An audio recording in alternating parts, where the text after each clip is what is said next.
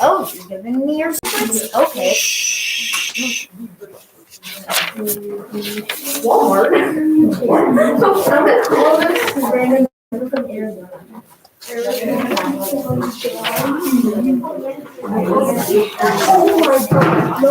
It's auto warranty service. Yeah, I got that one too. Yep. I just got Walmart. Shh. Okay, guys, you ready? Here we go. Chapter 51, Quicks. The pool hall erupted into an uproar of shouts, screams, shattering glass, and breaking wood. It was almost over by the time I got inside with my troops. The place was a wreck. Broken bottles, snapped pool cues, the bloodied patrons everywhere. Fritz was overseeing the arrest of a group of boys and girls just a few years older than we were, while the other Hitler Youth thugs were doing their best to punish the kids that they'd captured before turning them over to the Gestapo. I saw one of the Hitler Youth boys using a broken chair leg to beat the limp form of a boy who was slumped unconscious over one of the pool tables, and I grabbed Fritz by the shoulder to show him. "Horst!" Fritz cried, and I realized to my surprise that's who was doing the beating. Donkey-faced Horst, our former Young Volk leader, the boy who'd made Fritz fight me during the initiation test. Fritz marched over to Horst, and Horst froze. It was actually a look of fear in his eyes. Fear of Fritz. Everyone had acted weird around Fritz and me after our boxing match, but Horst couldn't really be afraid of Fritz, could he? And then I realized that he wasn't afraid of Fritz. He was afraid of the uniform. We were SRD now, Junior Gestapo. These uniforms and these silly silver gorgets carried the power to send Horst to a concentration camp. Horst took a step back and lowered the chair leg. Fritz stared at him, and I saw a bead of sweat run down Horst's hairline to his chin. "Carry on," Fritz said at last.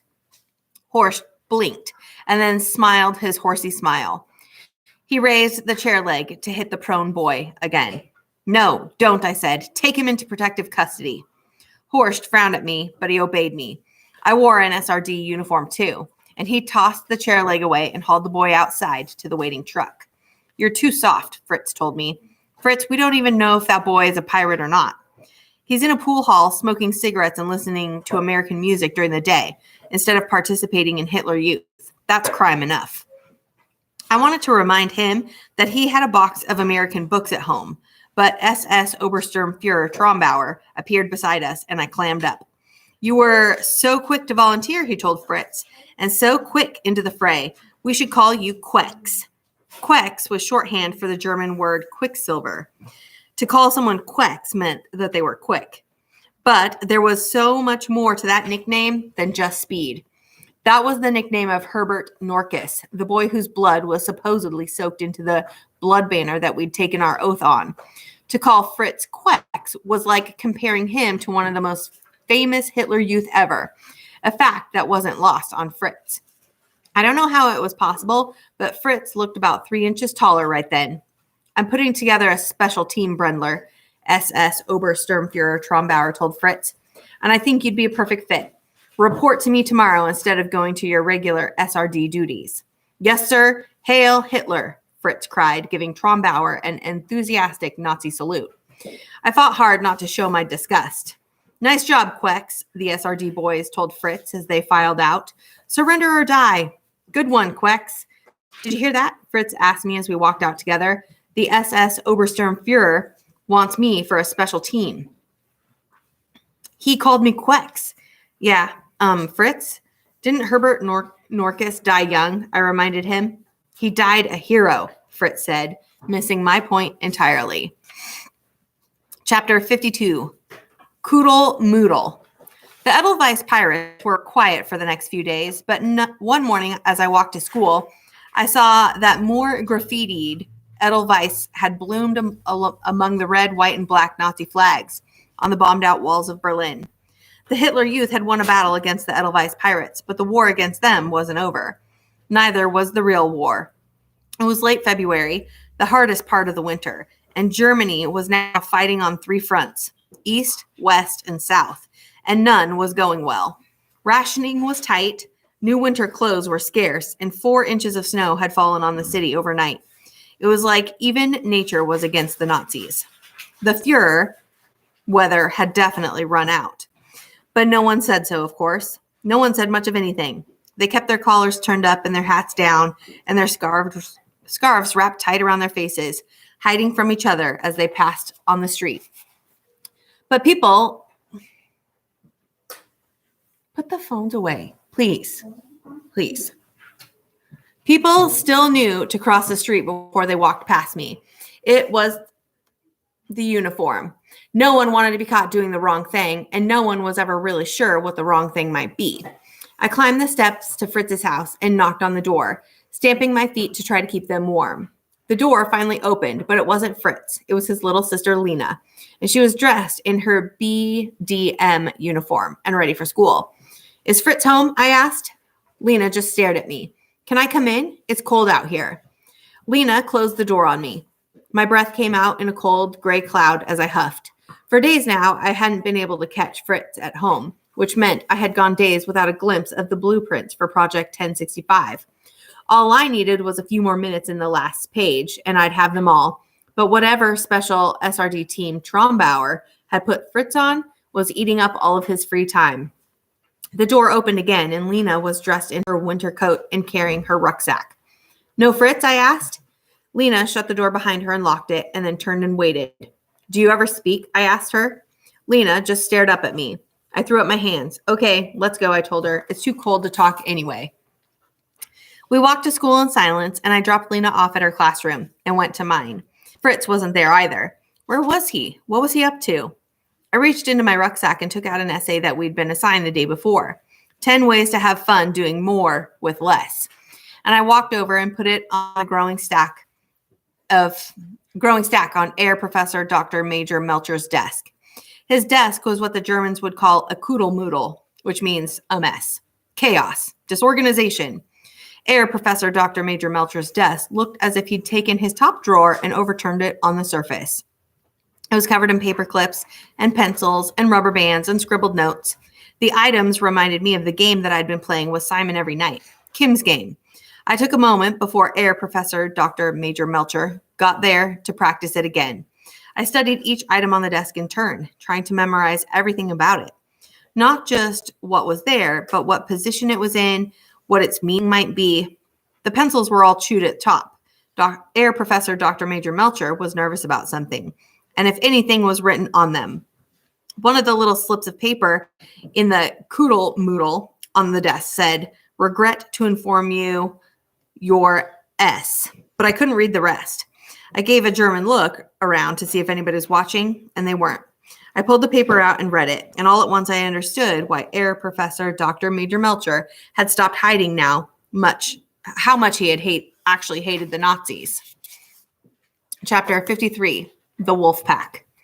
The paper on Melcher's desk was a telegram from the Nazi High Command. It was dated several weeks ago, just after the German defeat at Stalingrad.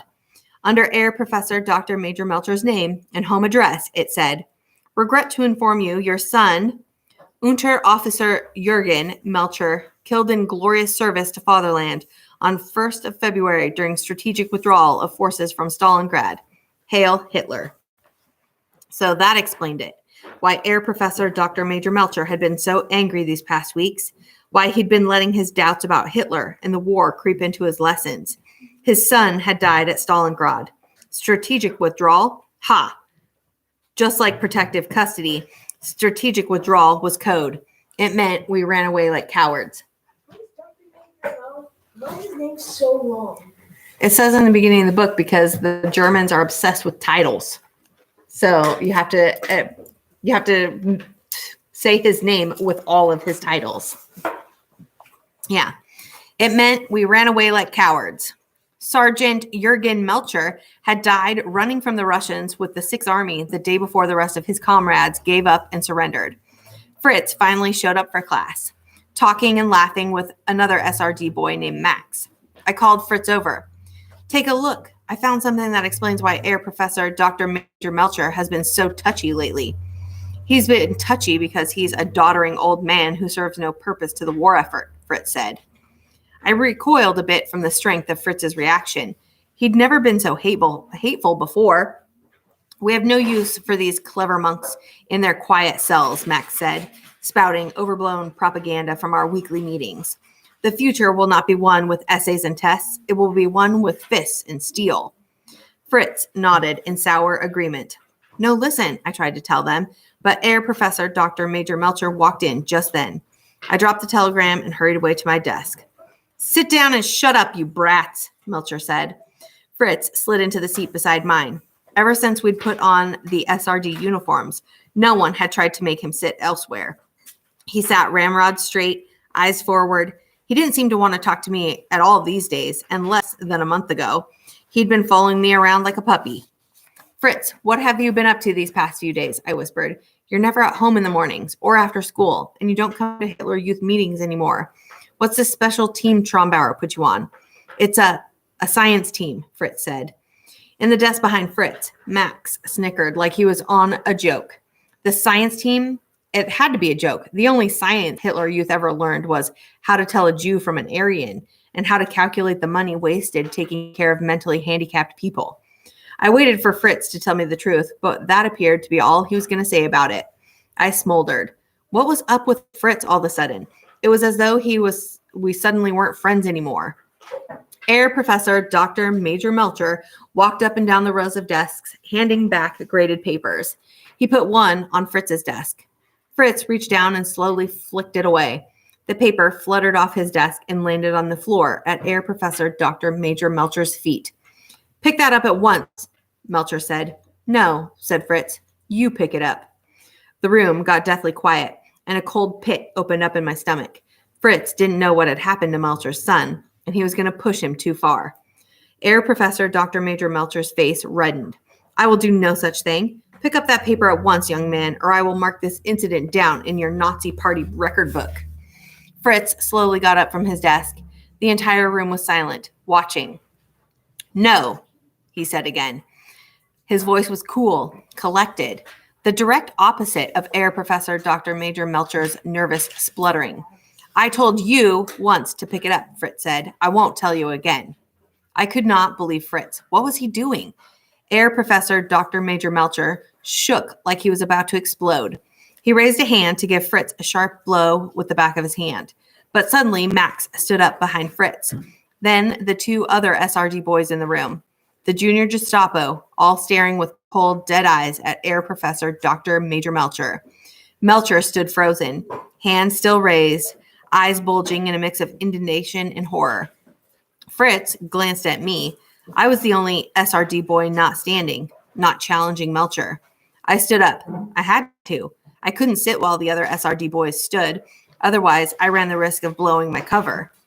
Air Professor Dr. Major Melcher's bushy eyebrows knitted together in anger, and he opened his mouth to say something.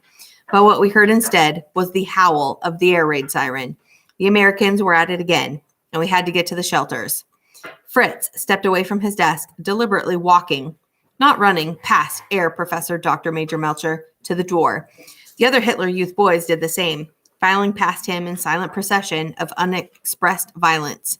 Melcher stood rooted to the spot, looking suddenly much more frail and old than his actual years. I let out a breath that I didn't know I'd been holding and ran to my air raid station. Whatever it was Fritz was doing before and after school for the SRD with Max, it was changing him. He was harder now, colder, meaner. He never would have talked back to Air Professor Dr. Major Melcher like that before, and he never would have lied to me. And if Fritz wasn't going to tell me the truth about what he was doing for SS Obersturmführer Trombauer, I was just going to have to find out on my own. Chapter 54, One Day. You haven't been able to get back into Fritz's house? Mom asked. We all sat together later that night in Dad's study, me, my parents, and Simon. The servants had been sent home for the night, but even so, the study door was locked and the radio was on in the background in case anyone outside stopped to listen in. It was playing a speech by Joseph Goebbels, the Nazi propaganda minister. No, I said warily. I'd gotten up before dawn, been to school, worked through 2 air raids, gone on SRD patrol, and come home after dark. I was beat. He's been put on some special team by SS Obersturmfuhrer Trombauer. They're up to something. I just don't know what. I told them all about Fritz's absences and his references to the science team. I agree it's not a science team, Dad said. It's definitely suspicious. They're obviously up to no good, Simon said. London will be very interested to hear all about it, I'm sure, whatever it is. Something to keep investigating after I'm gone. After you're gone, I said. The plan had always been to get Simon out of Berlin and back to England. But the way he said it, it's like he already knew he was leaving and soon. And I looked back and forth between him and my mother. It's all set, Michael, Mom said. He leaves tomorrow night. Tomorrow night? My heart leapt into my throat. And for as hard as I had worked to steal jet fighter plans and to send them back to England with Simon, I realized suddenly that I didn't want him to go. But Project 1065, the jet fighter plans, they're not finished, I said lamely, looking for any excuse I could to keep him there.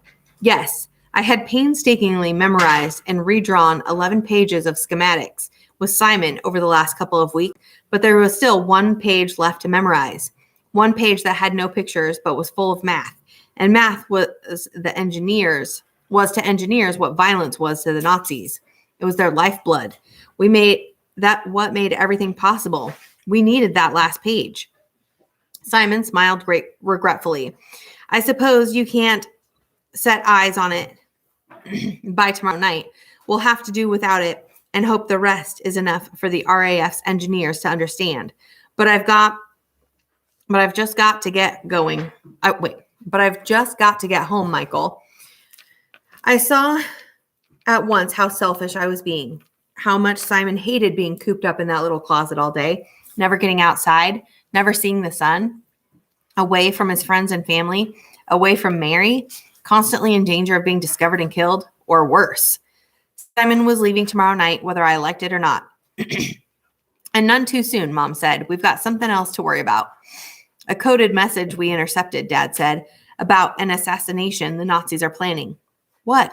When? Against whom? Simon asked. We don't know, said Mom.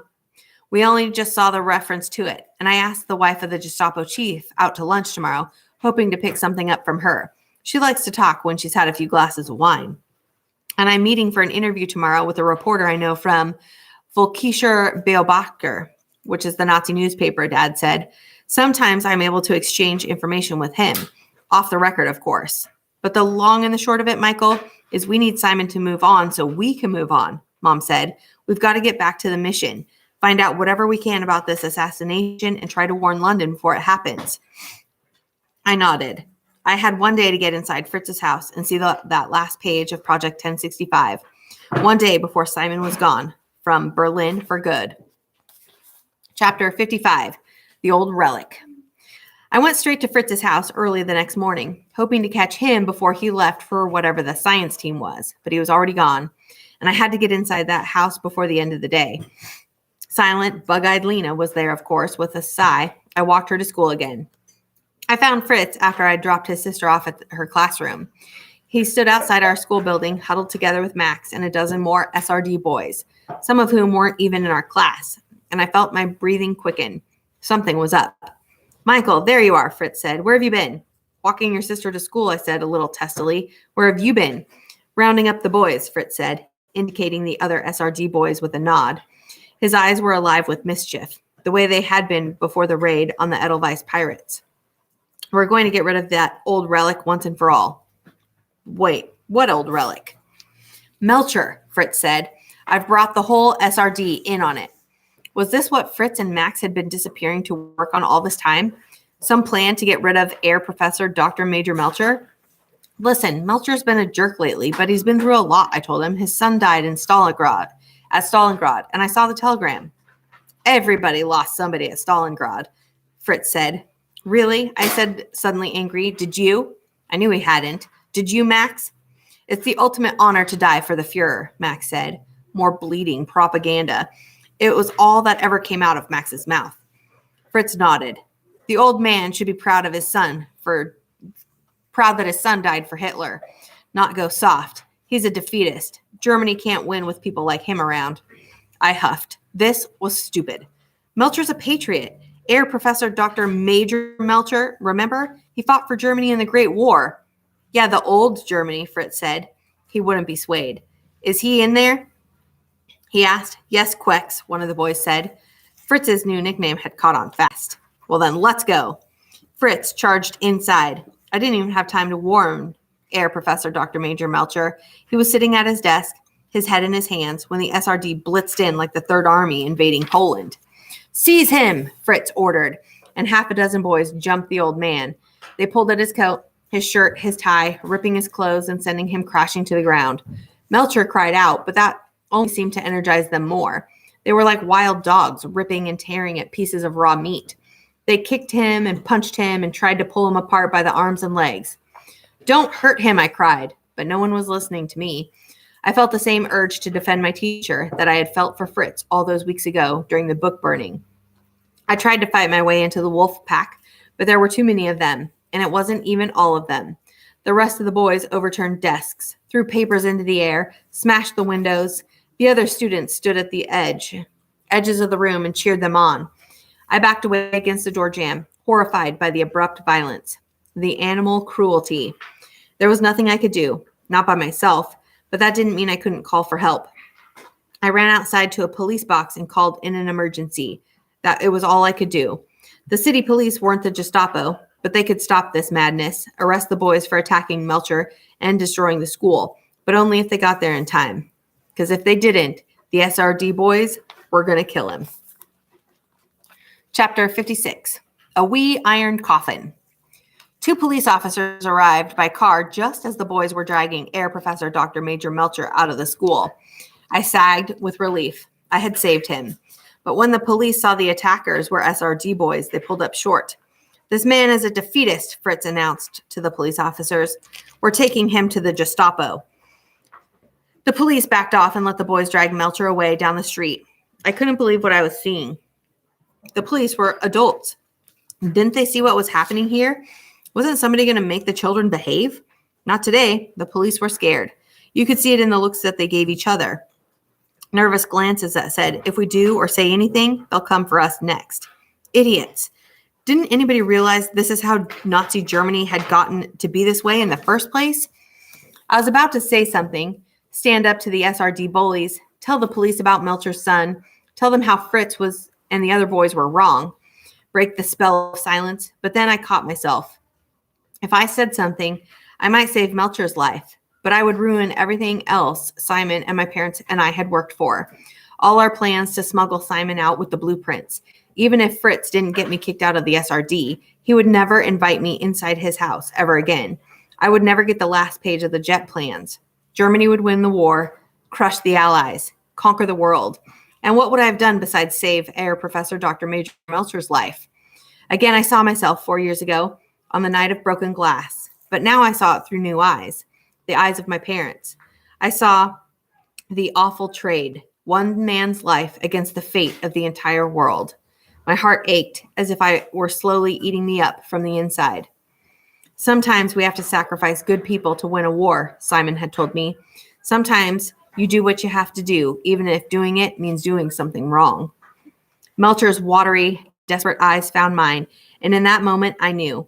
I knew that deep down he really hated the Nazis and that he'd been faking his loyalty to them this whole time, and that he knew I had been too.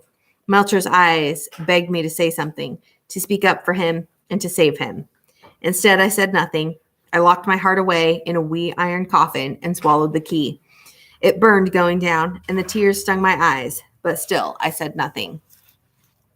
Air Professor Dr. Major Melcher closed his eyes and wept, but he didn't give me away. He understood, because to his own shame, he had been silent too. I followed the boys to Gestapo headquarters, where they dumped the broken, blubbering body of Air Professor Dr. Major Melcher on the floor in front of the SS officer on duty. This man has forsaken the Fuhrer and is undermining our will to fight, Fritz told him. How Fritz, the youngest and smallest of them, had become the de facto leader of the group, I didn't know. A concentration camp is too good for him, Max cried. Put a rifle in his hands and send him to the Eastern Front, Fritz said. Maybe then he'll appreciate what he did to sabotage support for our soldiers while he was safe and warm back in Berlin. There was indignant nods of agreement all around. The SS officer called for men to come and take Air Professor Dr. Major Melcher away. We'll take care of him, the SS man said. My heart banged against the door of the little box where I had locked it away, but I didn't let it out. Nobody deserved what was about to happen to Melcher, but I couldn't stop it. Not if I wanted to get the jet plans. And I died a little inside, too. You won't be needing a teacher any longer anyhow, the SS officer said. And suddenly, he had everyone's attention. You won't have time for it. All Luftwaffe ground specialists have been redeployed to active fighting, which means more duties will fall to the Hitler Youth here at home. From now on, you boys will be manning the anti-aircraft guns during air raids. Chapter 57. One last time. We had our first training on the giant anti-aircraft guns that day on a training field just outside the city. School was officially out for every boy old enough to fight, forever. I should have been happy about that. It had meant the Nazis were losing and desperate.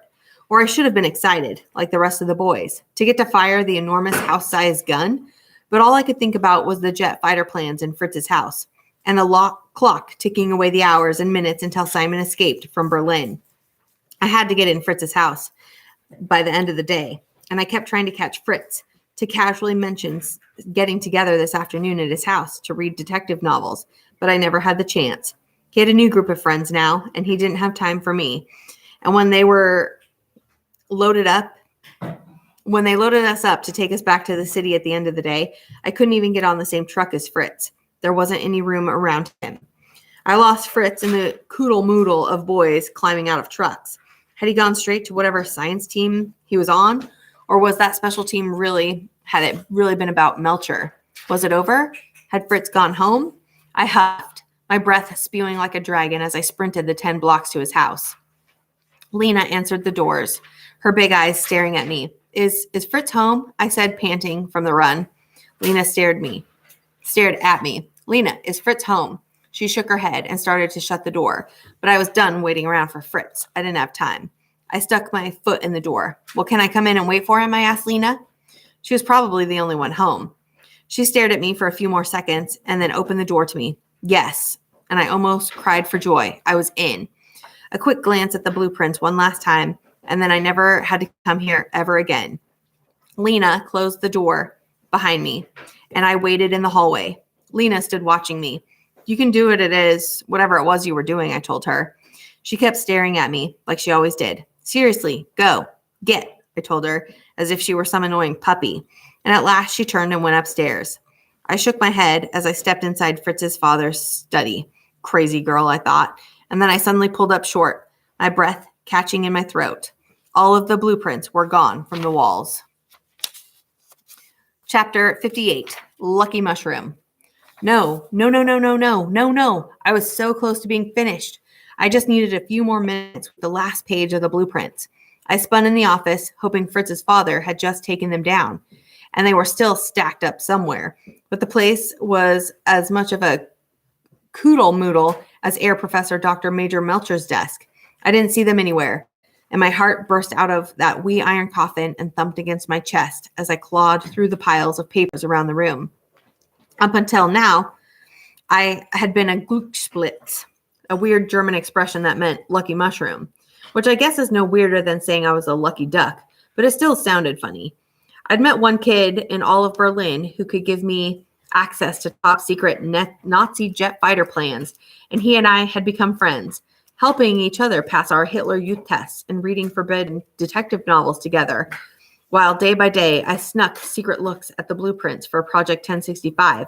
But suddenly, I'd gone from being a Glücksblitz to a Pechvogel, which is a bad luck bird. I kept digging through the stacks of papers in Fritz's father's office, worried that any moment I was going to hear from the front door, and Fritz and his father and mother would catch me. Stop, I told myself. Calm down. What would Simon do? And I suddenly remembered Kim's game. Fritz's father's office was one giant Kim's game, one I had been looking at for weeks now. The key wasn't to dig through all the stacks of papers I had seen there before. I needed to see what was different now. What was new? I turned around slowly, scanning every inch of the room, and that's when I saw it. A thick accordion folder tied up with string by the door, addressed to be mailed. I snatched it up and took it to Fritz's father's desk. I held my breath as I untied the string. I opened it. I lifted the flap. I saw folded blue papers peeking back from me from inside. Yes! I almost jumped and yelled for joy. From Lucky Mushroom to Bad Luck Bird and back again. I was tempted to run away with the packet and take the whole thing to Simon and send him on his way with it. But that was greedy and foolish. I had already transcribed almost all of the plans. Stealing the whole packet now was pointless and would just let Fritz's father know that their plans had been compromised. I had to memorize that last page and put everything back exactly how I found it. I flipped through the blueprints, found the one I needed, and unfolded it on the desk. I was about to start memorizing the math on it when I got that weird feeling you get when you know someone's watching you. I looked up and saw Lena in the doorway, staring right at me. Chapter 59, Having Babies for Hitler. My heart caught in my throat. I was busted. Glücksblitz to Peckvogel to Glückspitz to Peckvogel. There was no telling. Sit down.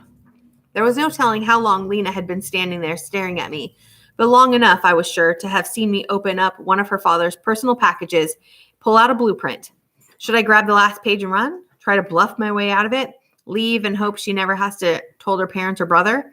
But if Fritz's father had been about to mail the plans anyway, this was my last chance to see them, and maybe the last chance the Allies had to intercept them before they were used to build a working jet fighter that would change the world forever. I didn't know what to do. I was paralyzed. As if I was standing on top of that ladder over the pool again. You and I can get married, Lena said. My mouth hung open. On the list of things I thought Lena might say to me in that moment, you and I can get married was right below, I'm an alien from outer space. I was 13 years old and she was 10. Why in the world would either of us be thinking about getting married? Okay, I said. At first I thought you might be Aryan and might not be Aryan, but we couldn't get married, Lena said. It was more words than she had spoken to me in the entire month I had known her. But I asked at the BDM meeting. English is Aryan too. Not as good as Nordic, but it's okay. I'm Irish, I told her. She nodded as though there wasn't any difference. After I graduate from BDM and you graduate from Hitler Youth, we can get married and have lots of babies for Hitler. Whoa, whoa, whoa, I told her. I wasn't having lots of babies with anybody or for anybody, especially not Hitler. This girl had our whole future planned out, and we barely had a single conversation. I was about to argue with her, but I realized it didn't really matter. All that mattered was getting out of here with the plans. Listen, it sounds like you've got it all figured out, I told her. But like you said, we can't do anything until we graduate from Hitler Youth and the Bund Deutscher Modell, and then I'll be in the army, and you'll be in the Nazi Women's League or working in a factory somewhere. We can get married in between, Lena said. Then I can send cigarettes and treats to you at the front lines, and you can write me letters back telling me how much you miss me. I gawked at her. She really had thought this all out, right? Okay, good plan, I said, and I had to get this over with. So we'll just wait until we graduate, and then we'll get married and start having lots of babies for Hitler. Okay, she said, and turned and left the room. I slumped down onto the desk, my face turning red with embarrassment. Lena had been weird all of this time because she had a crush on me. This was the last thing I needed to deal with right now. But maybe it was just what I needed. As long as Lena thought we were getting married, she wouldn't tell on me to her family. I memorized the last page. I put the plans back where I found them, and I hurried out of the house. I wanted to get out of there before Lena came back to tell me where we were going on our honeymoon. What? Baby store.